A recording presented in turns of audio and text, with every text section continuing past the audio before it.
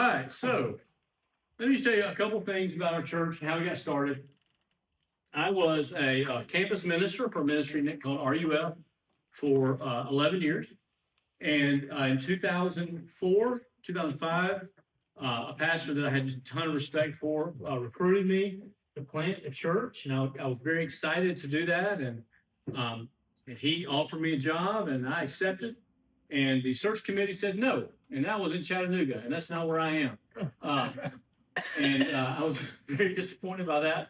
But I kind of got bitten by the church planting bug. And because I respected him so much, and he thought I could plant a church, it gave me the confidence to continue looking. And then church in Birmingham, a group in Birmingham recruited me to come plant a church in Trussville. And I said yes for one day and then said no. And then at the same time, there was a group here in Tulsa looking to get a church planted. And they couldn't find anybody who was wanting to plant a church for them. And I couldn't find anybody who wanted to hire me.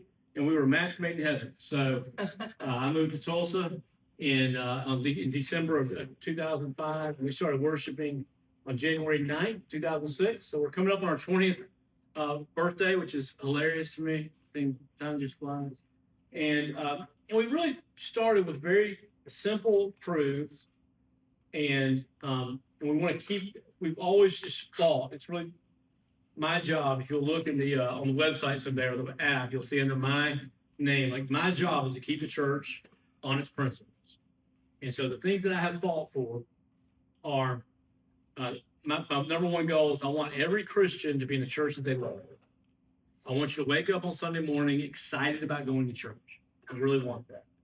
And I have no delusions that we are for every Christian. I'm aware of that, and I want to help you. I'm going to offer this to you now. As we go through this is just kind of who we are. So we've been for the last 20 years. So we're going to be for at least the next 5 years, because that's when I plan to move on. And so, if the Lord's willing, and again, this is just a good opportunity for you to go, hey, I don't like that, or hey, I want to be a part of that. And if your answer is, hey, I don't like that, that's great. Tell me what you want. I have a pretty good lay of the land around here, and I can help you find what you're looking for.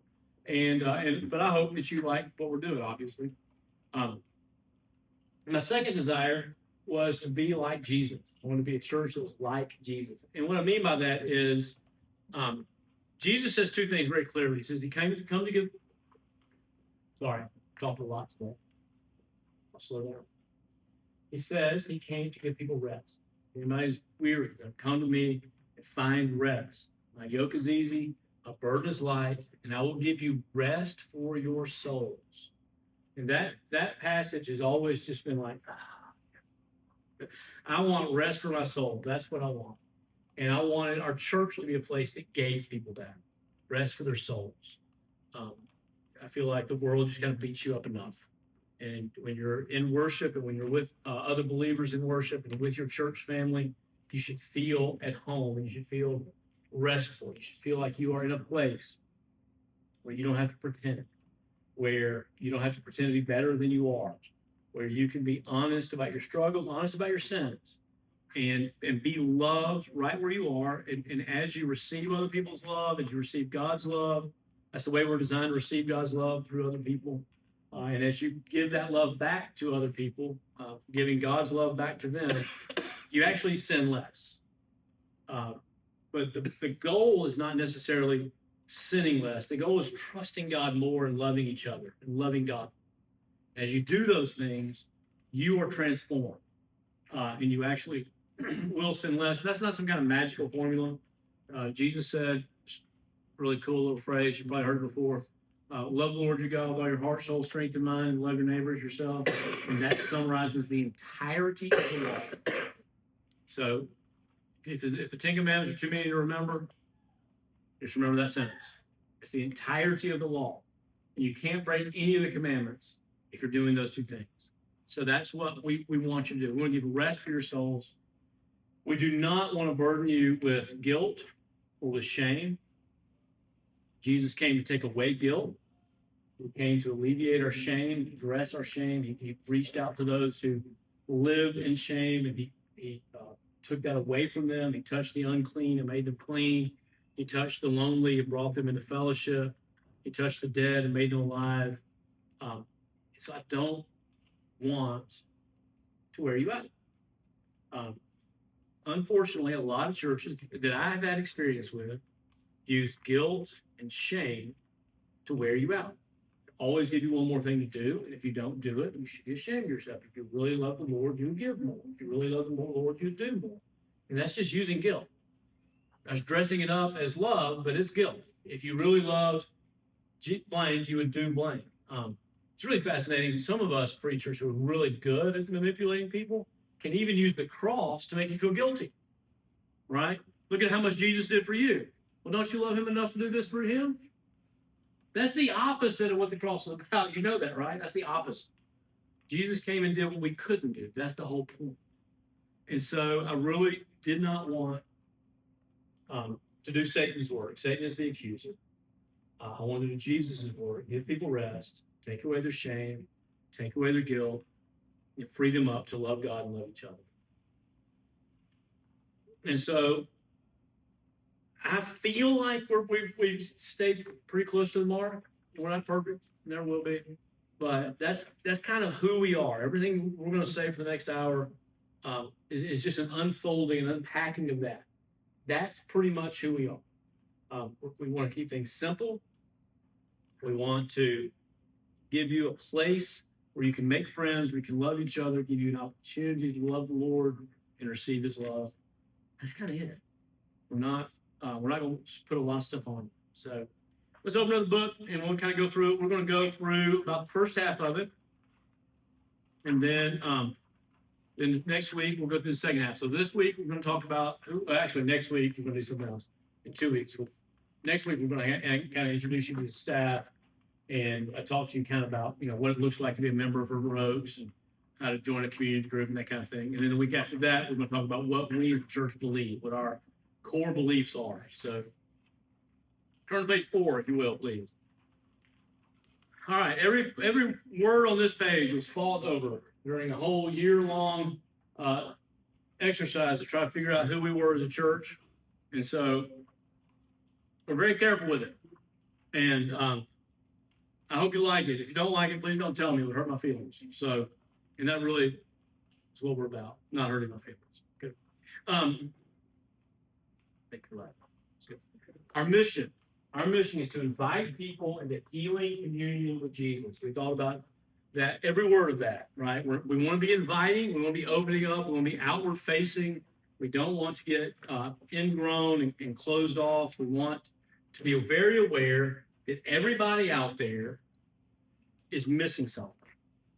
Everybody in the world has a longing, has an emptiness, has a void. And that void is only filled by Jesus. And we want to invite them into a healing communion with him. Healing because we're broken. The gospel tells us 2 things. You're far more broken than you would ever fear. Sin has affected you more deeply than you know. It's affected everything about you. It's affected the way you think, the way you act, the way you love, the way you receive love. It's all been deeply affected by your sin. But the good news is, the gospel also tells us that you're much more loved than you would have ever hoped. And if you'll receive that, then the healing begins. Everybody needs healing, and everybody can find healing through communion with Jesus. And we chose that word communion on purpose. It has this kind of reference to worship. When we do think worship is very important. We'll get more into that in a minute, but I'll go ahead and give you a spoiler. Pretty much the only thing we want from you is that you come to worship. That's kind of it. We're not going to put a lot of responsibilities and burdens on you, but we think you need to be in Jesus's presence. And I know the objections. I feel I can be in Jesus' presence on the golf course. Well, you can be, but are you really? Probably not. There's only one place that Jesus has promised to be, and that is in the midst of his people when they are worshiping. He promised to be there. He said, whenever 2 or more gathered in my name, I'll be there.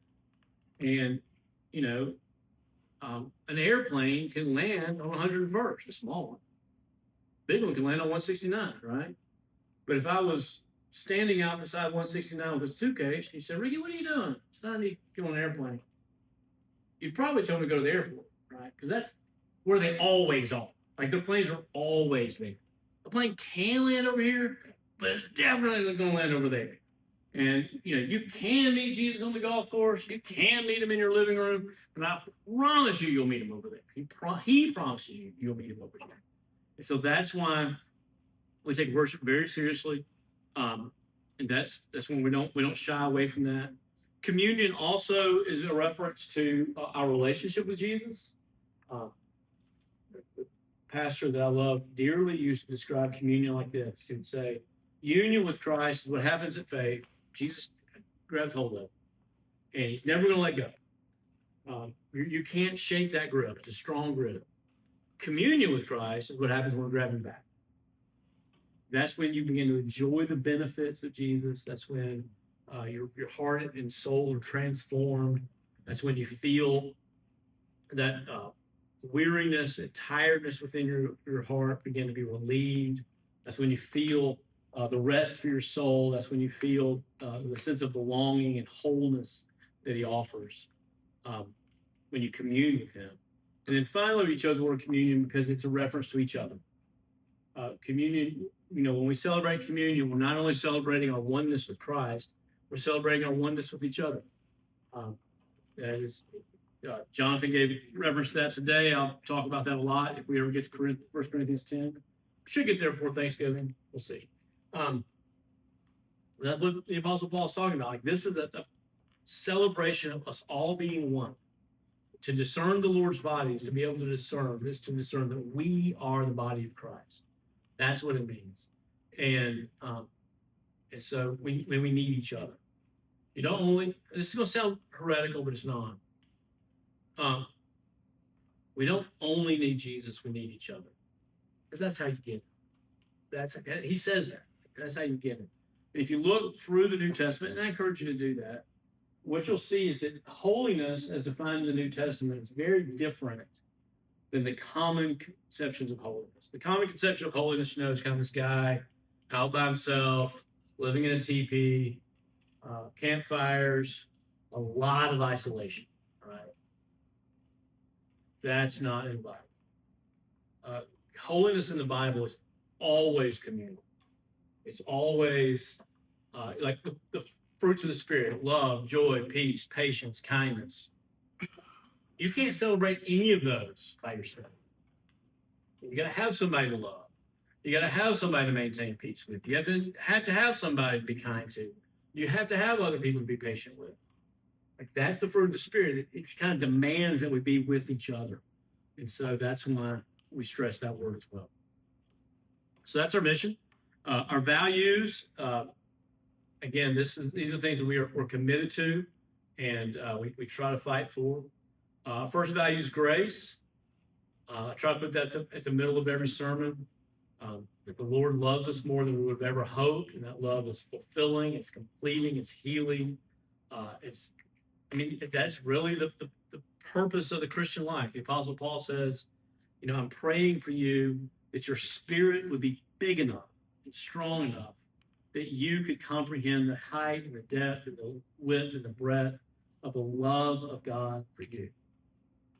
And as you do that, he says you'll be presented. You'll be in the fullness of God. In other words, you'll be fully sanctified as you meditate on and understand and comprehend that grace. Second value is restoration. We want you to leave worship feeling better than you did when you came. We want you to feel like you were thirsty when you got here and you've had a cold drink of water. You should feel like you were hungry when you got here and you've been fed the bread of life. We want you to leave feeling rested and restored by a deep drink of the gospel. Third value of ours, something we take very seriously and put a great weight of importance upon, is transparency. Now, this is kind of a reflection of me a little bit because I am the church planter, and I've had people. Oh, we saved 2 seats right up front. Aren't we nice? Taking the booklets are in the basket there if you want to grab those. But people ask me, how are you able to be so honest? And my response is, oh, how do you lie so much? And when I am, I don't know how to be anything different. I guess it's just a function of being born a redneck in Tennessee. We don't do pretentious too well.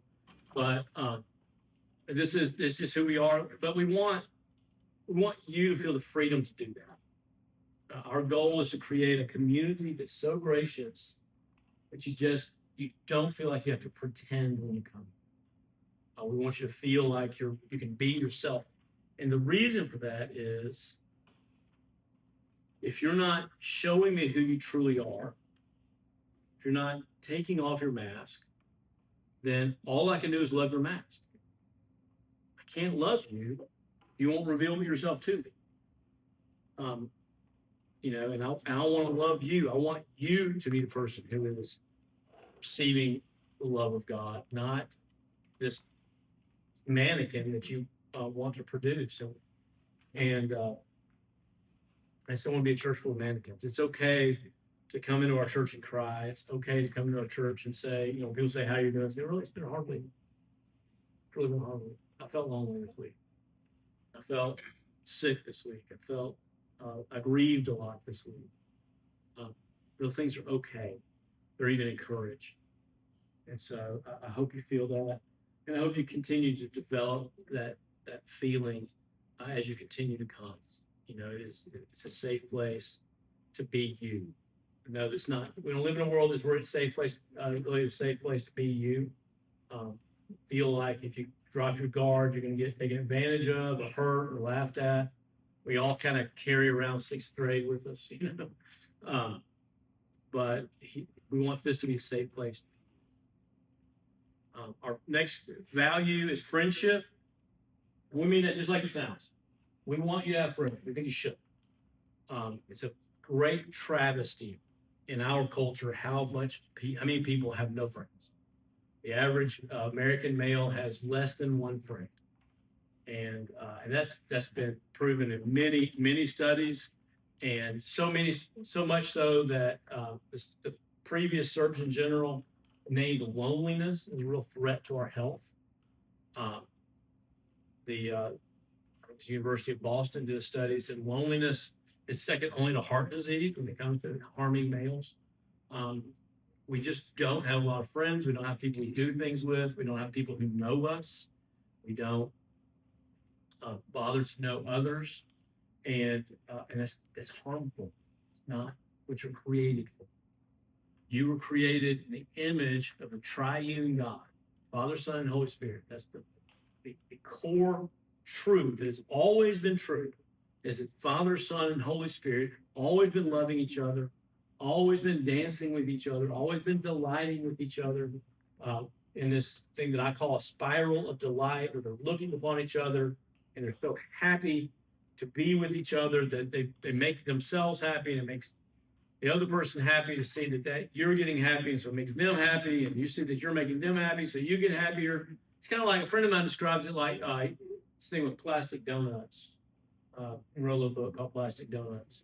And he says, it was about the time when his daughter got a kitchen, one of the little play kitchens about this big, for Christmas. And she asked if he wanted a donut. He said, sure. And so she brings him a plastic donut, and he pretends to eat it. And she just starts cackling with joy. And he starts laughing because she's laughing so hard. And she sees that he's laughing, so she starts laughing harder. And he sees that she's laughing, so he starts laughing harder. It's this spiral of delighting and joy that comes from a plastic donut. And there's something pure about that. There's something real and deep about that. That's what you're created for. My very first day of seminary, we had a class called Introduction to Reformed Theology. And the professor that I came to the seminary to study under, I was so excited. And he began talking about the Trinity and what it means that there's Father, Son, and Holy Spirit. And And he says, and we were created in the image of the Trinity. And he immediately says, and that's why you should visit people in old folks' home. Okay, why? Because loneliness dehumanizes you. You are created in the image of the triune God. God has never been alone. That is the fundamental truth about God. It's the fundamental truth about the universe. You will not thrive alone. So we want you to have friends. Now, I can't give you friends. I wish I could. I wish I could just say, tell me your characteristics, give me your personality profile, and I'll give you a friend. I wouldn't, because that'd be a lot of work, but I can't. What I can do is give you a space to make friends in. Okay? I can give you a community group.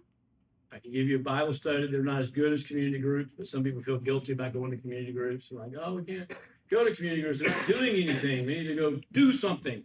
And so after years of fighting that fight, I'm like, okay, you can have Bible studies if you must. But what the whole purpose is, I'm trying to give you these circles, these places where you can meet people, begin to share part of yourself, and they receive that, and they share part of themselves, and friendships develop. Friendships take time. They take intentionality. In our culture, friendships require being on each other's calendar. Period. If it's not on your calendar, you won't do it. And so that's why we have community groups. We make them, as much as anything can be kind of mandatory, it's not, whatever. I'm not going to throw you out of church if you're not in one. But that's where we want you. If you'll go to those and share yourself and be patient. Frankly, most of us have kind of forgotten how to make friends.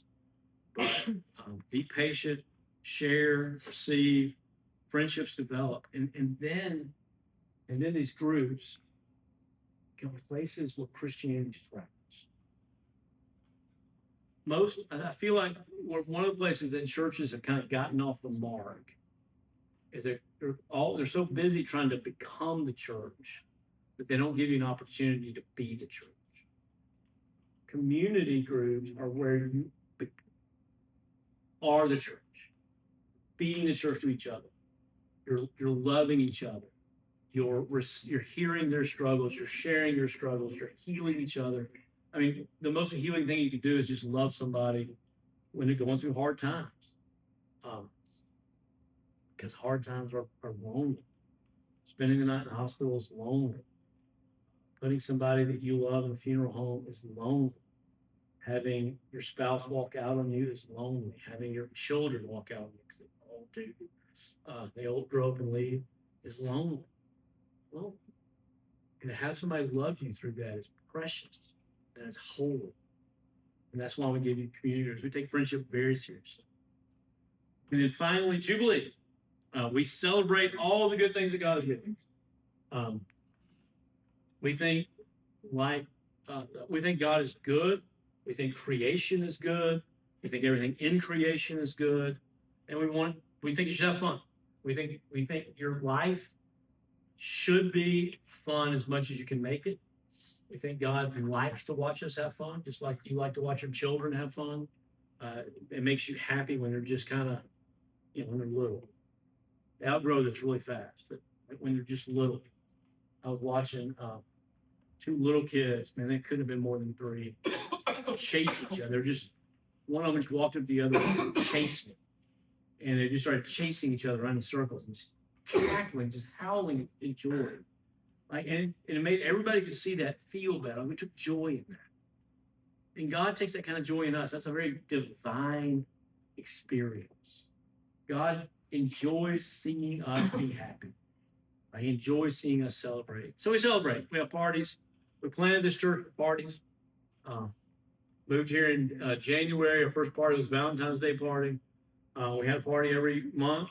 And there were 2 reasons to that. One is because I wanted something that people could invite friends to. And 2 was because I like a good party. I think it's boring to not have one. And so we had Valentine's party. We had Super Bowl parties. We had St. Patrick's Day parties. We had Easter, which was a huge party. We had church birthday. And we just kind of kept the ball rolling. Had Halloween parties. I still have a huge Halloween party at my house. I have for the last 20 years. You're welcome to come. If you don't have anywhere else to go trick or treating, come to my house. We show a movie and have hot dogs, and it's just a party. There's no and now that I got you here, I'm going to preach the gospel to you. We don't do the bait and switch, Jesus judo move.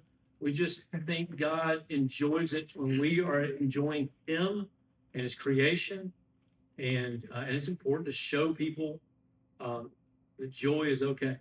So those are our values. What do you think? Any questions?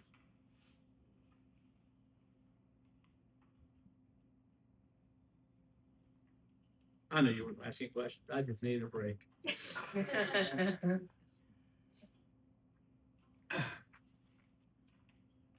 All right. Well, how do we put those values into effect? We have two things. Our strategy, I've already told you this, is worship services and community groups. We want you to come to worship, experience grace, feel restoration. We want to demonstrate transparency. We want to give you worship is a great place to make friends. One of the things that, to me, is a real barometer of the church's health is how long people stay in the sanctuary after it's over. People are talking, enjoying each other. And it's a big deal. I love that. I love what goes on out here on the playground after worship. It's important. And then joy, jubilee, celebration. So that's where we do it. We do it in worship. We do it in community groups. Same thing. Get in people's houses. Now, this is kind of what church planning school is like. You have a week-long thing, full seminars and meetings and blah, blah, blah. And the very first day, very first lecture, they tell you every church does 7 things. Every church does 7 things. You're going to be able to see them. I'll give it a shot. All right. Yeah, okay. 7 things. What do you think 7 things are? You worship together? Yes. Pray. You disciple together. I can call it discipleship. 3, you help the poor. Right. Good guess. 4, you fellowship together, or you commune. Right. Good guess. 5, right, missions. I didn't really hear what you said. All that goes into worship. You need to support missions abroad and locally. And then finally, no, not finally, 6 is worship, discipleship, fellowship. You need to engage the culture. I can't believe I've forgotten one of these. I never forget one of these.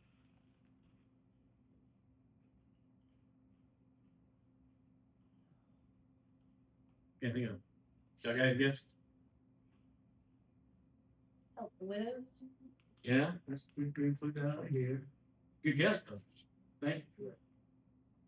Worship, fellowship, service. Service. It's really service. Discipleship, mission. Oh, evangelism. Evangelism. I knew I'd think of it a lot. All right. Now,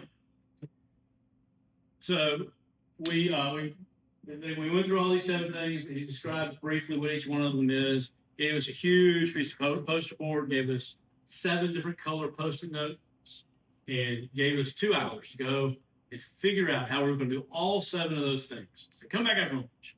That was fun. We were excited. And we all got our little theories out and our philosophies out, drew up our charts, and had our Post-it notes out there. And we came back all proud of our poster boards and had a trash can up front. And he said, I want all of you to come up here and throw that away, because you're not going to do it. If you try to do it, your church will fail. So it's impossible to try to do all 7 of those things. You got to do something. You got to do something. So now he gives a new board and he says, pick 2. Describe in detail how you're going to do those 2. and then describe how out of those two you expect to see the other 7 to flow. I like that. That's better. So I grew up, I was very impacted by a group of churches called New City Fellowship.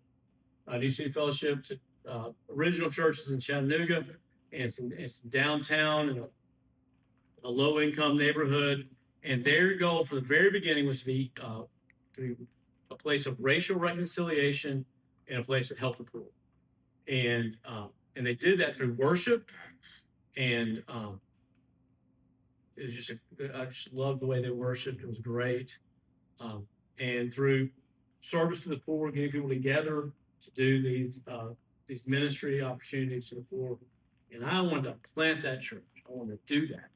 And so I moved to Tulsa to do that. Now, probably looking around going, you didn't do that. I did not do that. Church politics exists, whether you like it or not. There you have it. Cat's out of the bag. Church politics exists. What I did not know until I moved here was it had already been decided that it was Redeemer at that time, that our church would be exclusively south of 81st.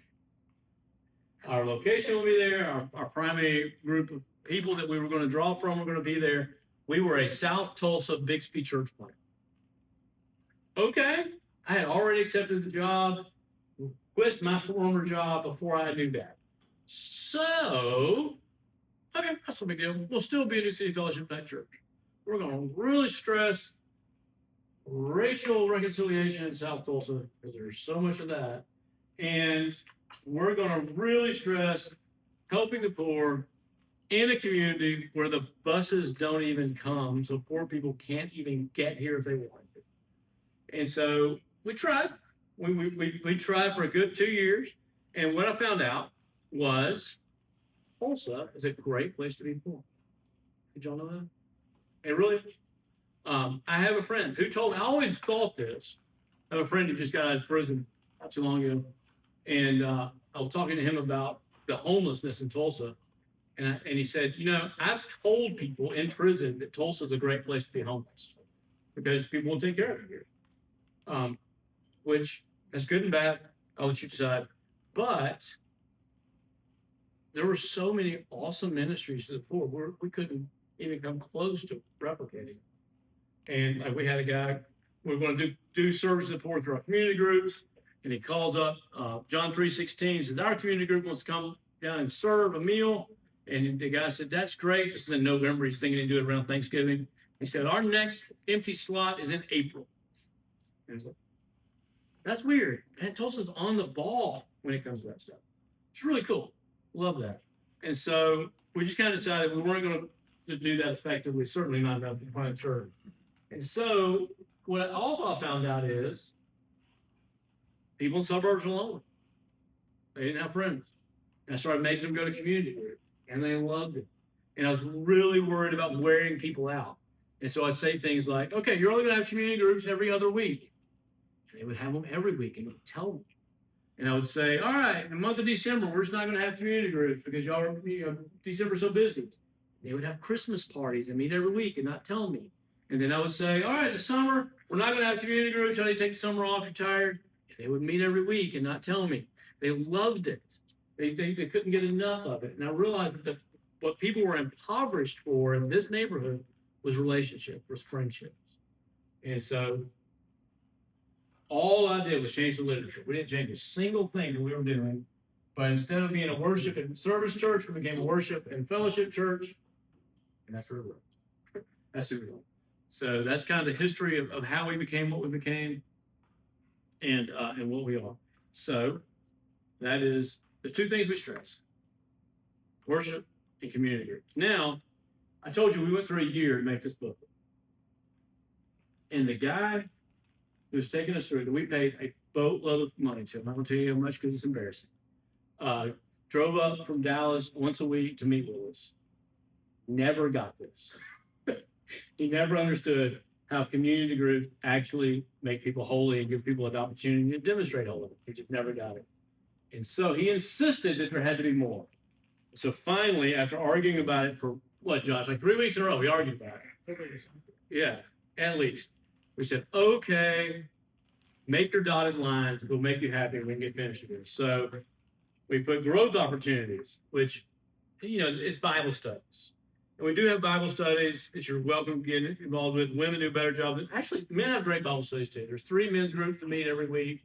They've been going for years. There's a women's Bible study that meets Wednesday morning and Wednesday night.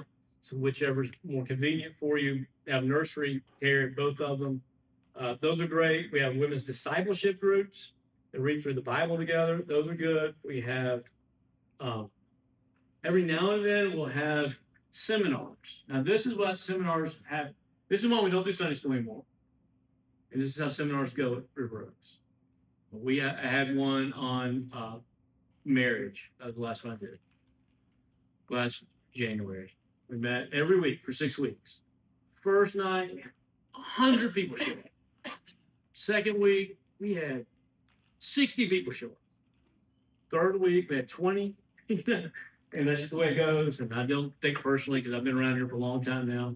And that's just the way it goes. So, we don't spend a lot of effort and capital and energy on growth opportunities because people don't go to them. Okay? So, except for the first week. First week's always off. So, but if you want to know more about those Bible studies, I would be glad to tell you. We also have a service team. Our primary service team is called the Diaconate. Our all other primary service team is called the Women's Care Team.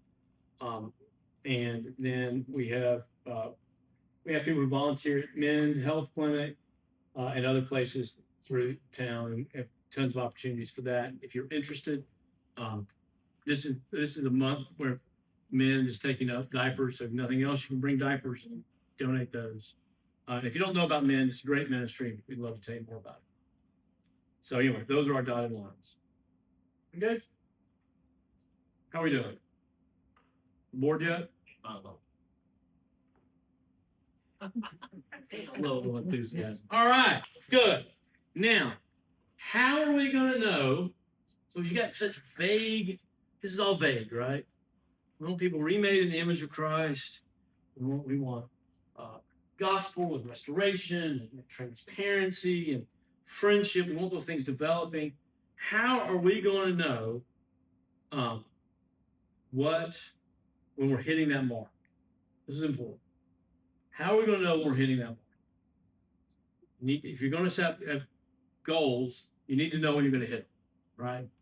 It's important. You should all have goals, and you should know when you're hitting. So what we did was we came up with these 6 questions, and then have statements under those questions. And we want everybody to have this booklet in their homes, in their Bibles, and to be going through it twice a year and just asking themselves these questions and see if they're true or not. If they're not true, then something's not happening. So, our first value is what? Come on, say it loud. Our mission. Grace. Our first value is? Grace. There you go, right there. See? Grace. Right there on the paper.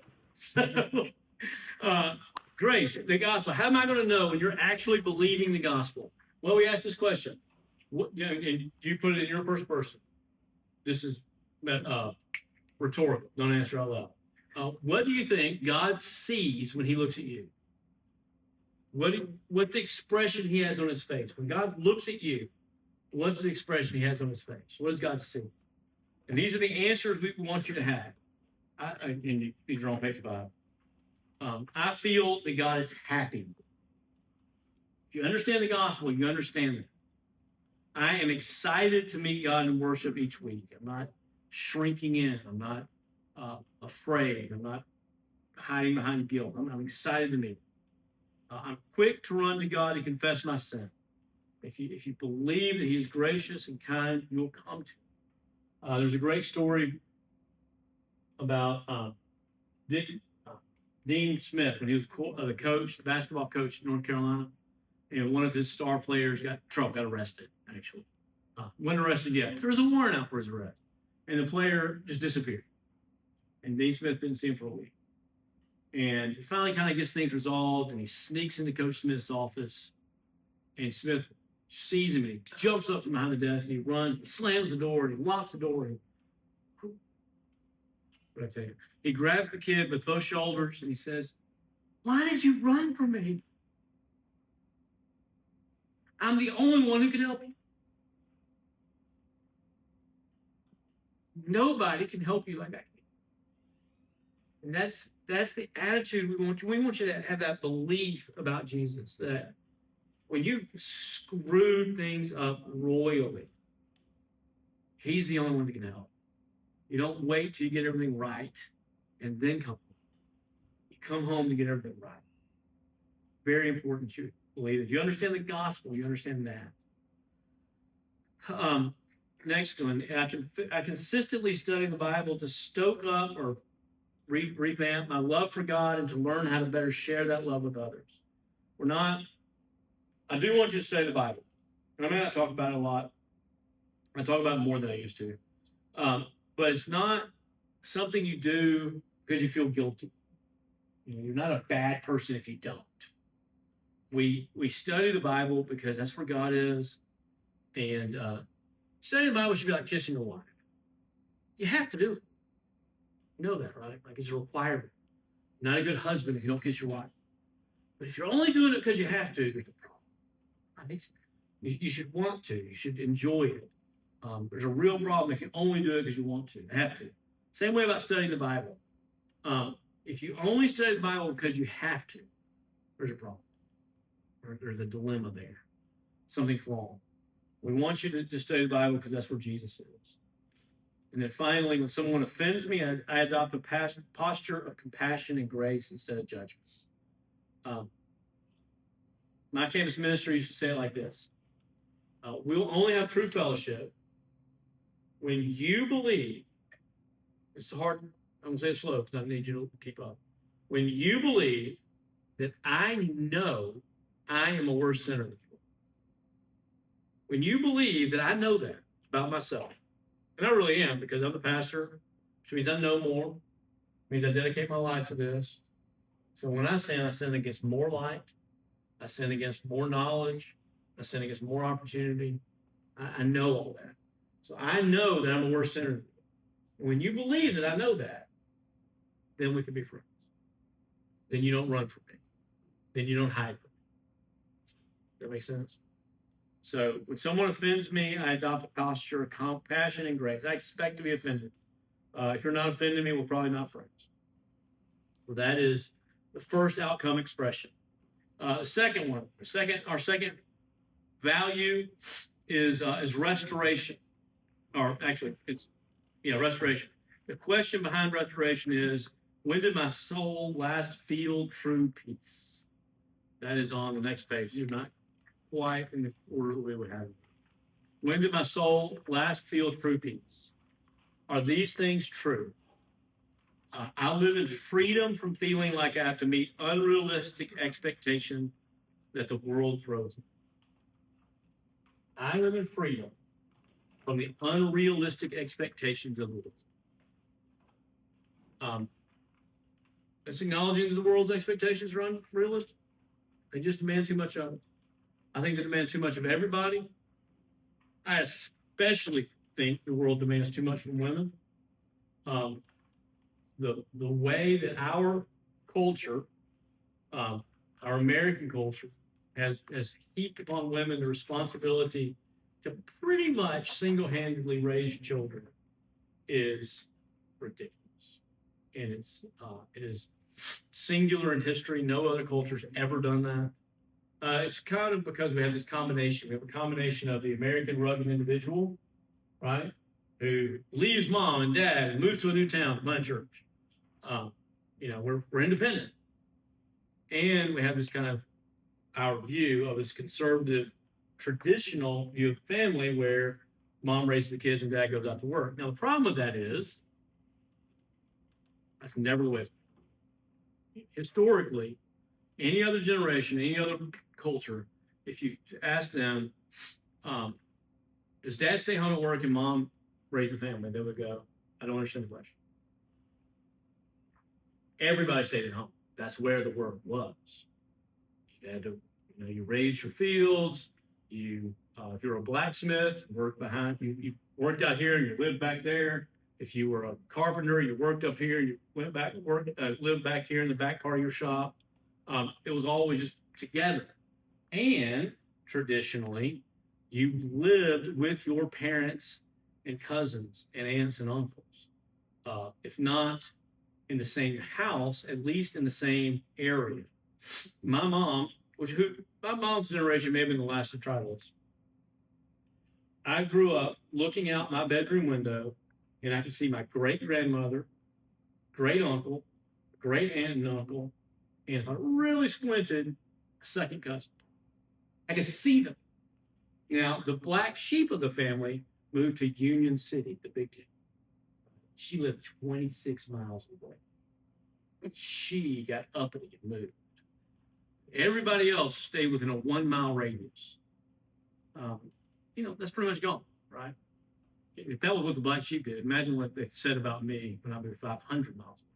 I know they were talking about. You can't judge me. Oh, only God judges me. I preached on that just 5 minutes ago. All that to say that the expectations are unrealistic, and we expect people to do things alone that have never been done alone in history, and I want you to have freedom. I want you to have freedom to say you need help. Secondly, I leave worship feeling refreshed and restored. I just hope that's true. Hope you leave worship reminded of how much the Lord loves you, and restored to being what you were meant to be, being restored in the image of God.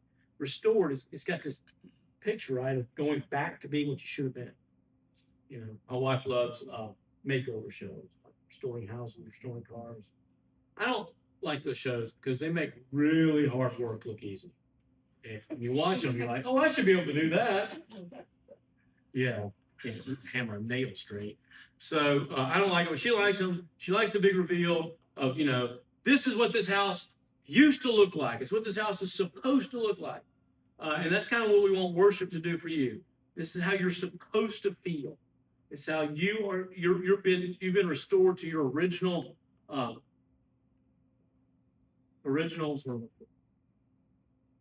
appearance, original equipment. You've been restored. All right, just leave it at that, Ricky. Just stop speaking. Thirdly, I live freely, knowing I don't have to prove how righteous and good I am. Again, the exact same thing I just preached on, right? You're so confident of God's opinion of you that other people are going to have wrong opinions. Some of them are going to be correct opinions. Those are even worse. I never worry about people lying about me. I do worry about people telling the truth about me, because the truth is not really that flattering sometimes. But ultimately, I don't live to please other people. I live to please the Lord, and he's just taken me. He's smitten me, and I can live free of that. I have enough margin in my day to respond to the people and opportunities God may present to me. I'm not just killing myself to try to please everybody. I can rest. That's tough when you have teenagers. I'll say that.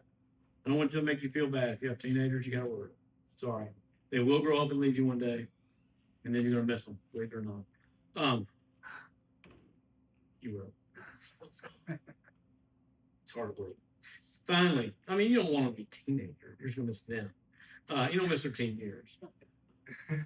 People around me would say I'm hopeful and encouraging even in the midst of stress and trouble. If your hope is based on Christ,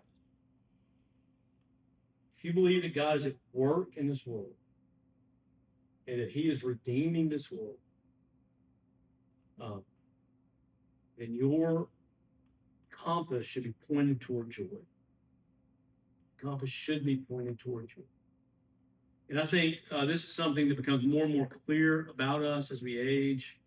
I want to become somebody who, the older I get, the sweeter I get, the kinder I get. Now, it's kind of easy for me because I started out awful. I was terrible, cynic, critical, just awful. So I'm better than that. Some of y'all may have started out good, and I don't know what y'all are going to say. But if you start out awful like I did, at least you know you're making progress. I got in trouble a few years ago, and a friend of mine was called me up on the phone. He said, "What are you doing?" I said, "I'm writing an apology email like usual." And he said, "What did you do this time?" And I told him. He said, "Ricky, You just made a lot of progress. I'm proud of you how fast you apologize. Well, see, I apologize now. I used to not apologize. All right. Third, what is hiding in my heart? What am I hiding in my heart? Am I being transparent? Page 5.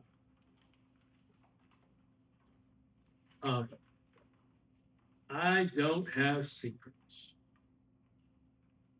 It should be true.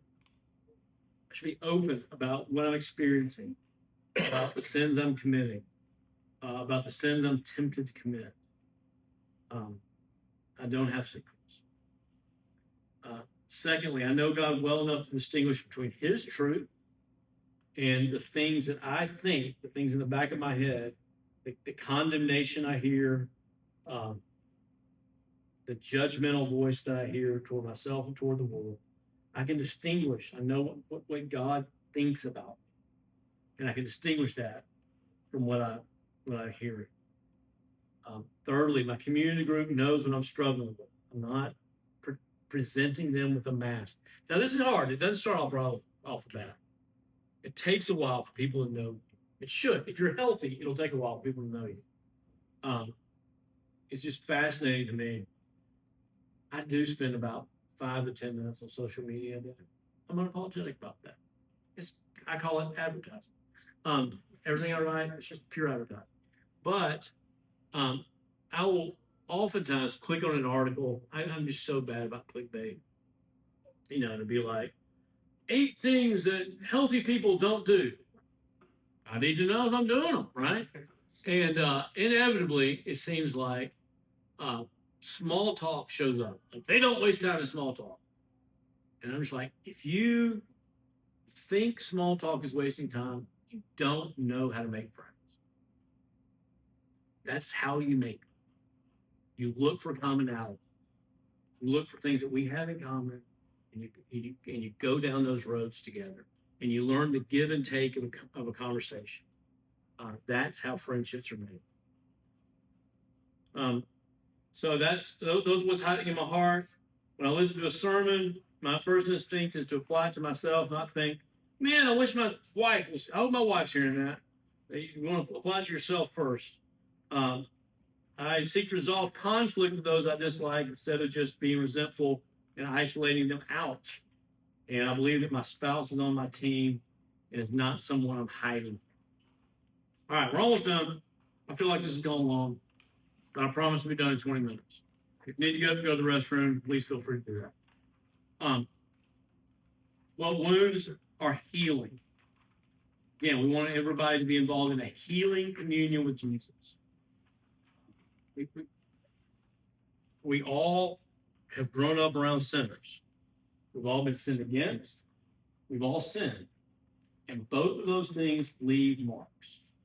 Okay? They just do. Every sin you committed has left a bruise on you somewhere. Every sin that somebody you love has left a bruise on you somewhere. Do you recognize those? Are you addressing those? Are you overcoming shame, fear, and anger? Are they becoming less? Now, that's a problem. Okay? There's a problem. Because if they are becoming less, you feel them more. Why is that? You're not numb to it, right? It annoys you. You wish you weren't like this. And so the more you feel it, the less you're actually doing. It's fascinating. One time, I was playing with my boys, trying to teach them how to hit a baseball. I should have known better because I couldn't hit a baseball. But anyway, I thought they were all going to be better than me. And I was trying to teach them how. It's terrible. It's an absolute disaster. My brother was spending that weekend with me. And he kind of got exasperated and walked in the house. And I came in, about 20 minutes later, and I grabbed Bianca and I said, I'm so embarrassed. Tommy just saw me lose my temper over and over. He probably thinks I'm the most impatient person in the universe. She started laughing. And she said, he walked in the door and said, Ricky's the most patient man I've ever seen. They were driving me crazy. So, as I became more tolerant, That meant I tolerated more annoying behavior. That's what patience is. The Bible word for patience is long suffering. Isn't that a great word? That's accurate. You suffer for a long time. And the longer you suffer, the longer it feels, right? The more you experience. So you don't always feel like you're progressing, but your friends should be able to see it. That's a good thing. I do the work to genuinely forgive others and not hold grudges. Forgiveness is hard work. Forgiveness is hard work. My dad sinned against me a lot. Did it over and over again, and in some very immature ways. And as I was older when I realized I decided, I submitted to the fact that not forgiving him was only hurting me. It was hard. And I found myself, first of all, I thought I just went and prayed, Lord, I pray that I forgive my dad. And I just realized I was lying. Me and God have a pretty good relationship like this. Like we can be honest with each other. It's okay, that's a lie. I pray that I would want to forgive my dad. And then I went, okay, that's a lie. But it probably would be healthy if I would want to forgive him. And then I realized that's a lie. And I said, Lord, I would rather go to hell and see him in heaven. And that's honest. So I didn't have to confess that. I was honest. And that was a starting point. Right? And you have to work from your starting point. And by God's grace, 20 years later, I was able to call him and tell him I'd forgiven him for everything he'd done. But it's work. Forgiveness is work. And while it is absolutely necessary work, you shouldn't feel bad because it's hard. Honestly, if it's too easy, you're probably not really doing it. You're probably just choosing to not think about it. And that's called repression. And that is unhealthy. I'm healthier than you. So, yeah, you should do the hard work of forgiveness. I don't try to create the impression I'm better than I really am, and I'm becoming freer at expressing my emotions and feelings in a healthy way. Especially after I've preached twice, it's very easy for me to express my emotion.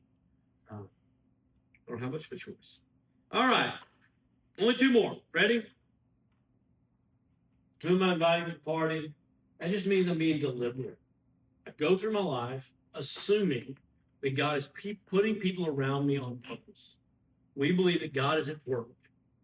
So the people that I'm around, I don't have to go out and knock on doors and find strangers. The people that I'm around them because God in his providence has put them around me. And so these are the people that I need to be aware of. Listen, watch. A friend of mine calls it looking for cracks of daylight. And when those opportunities come, when I see cracks of daylight, you run for them. You talk to them about those. You make friends with them. And, you know, I think this is a healthier term than I try to evangelize the people I'm around. Make friends with them. God will work in. And when he does, he's got you there for a reason. But until it's time, you're just banging your head against the wall. Problem. So you make friends with them. Let them know that you love your church and why. When you come to church, look for newcomers. When you see people, y'all are the newcomers, so I can free you from that one. But when you hear them doing this class again, that means now you got to start looking for newcomers. All right. Yeah. So invite people to worship a community group. And finally, you minister to each other. Whose life am I pouring into? I regularly share my story. I know what God is doing in my life, and I share that. I ask other people how I can pray for them. I spend time with somebody. People get intimidated by this one. I'm mentoring somebody. I'm discipling somebody. All that. If you don't know how to do that, I mean, really all it means is you're just spending time with somebody. They're asking you questions. So usually, if you're mentoring them, it means you're older than them, typically. If you'd rather have kind of a formula for it, that's fine. I'll give you two. Okay? Formula one. You got somebody who's like a new Christian. I need somebody to mentor me. I need somebody to disciple. Okay, this is what we're going to do. You're going to read through chapter 1 of 1 John, every day this week. And we're going to get together and talk about it. And then next week, you're going to read through the second chapter every day. Now, we know that he's only going to do it 3 or 4 times, but you give him homework. And by the time you get finished with 6 weeks of that, you have a pretty good handle on what the gospel is and what it requires there. Another great way to do it is read through a chapter of Matthew together every week. See, at the end of Matthew, Jesus says, disciple the nations, teaching them to do everything I've commanded you to do. Teaching them everything I've commanded you to do. So go through the book of Matthew, starting from the beginning. And just write down everything he commands you to do. And talk about it. What would it look like to forgive your enemies? What would it look like to pray for those who persecute you? What would that look like? That's discipleship. It's not the problem. And then I intentionally find ways to come along unchurched people and love them the way Jesus did. That's asking a lot. Do your best. All right, I'm done for the day. Is that enough? I don't feel like I tell you all enough stories. I need more stories. Should I have started out with another sermon? I feel like I already heard a good one. So, don't worry about it. All right, get out of here. Let me pray for you. Father, thank you for this group. I pray, Lord, that they haven't been scared off. I pray that you would make us the church that we want to be, that we think we're trying to become. In Jesus' name, amen. All right, see y'all next week.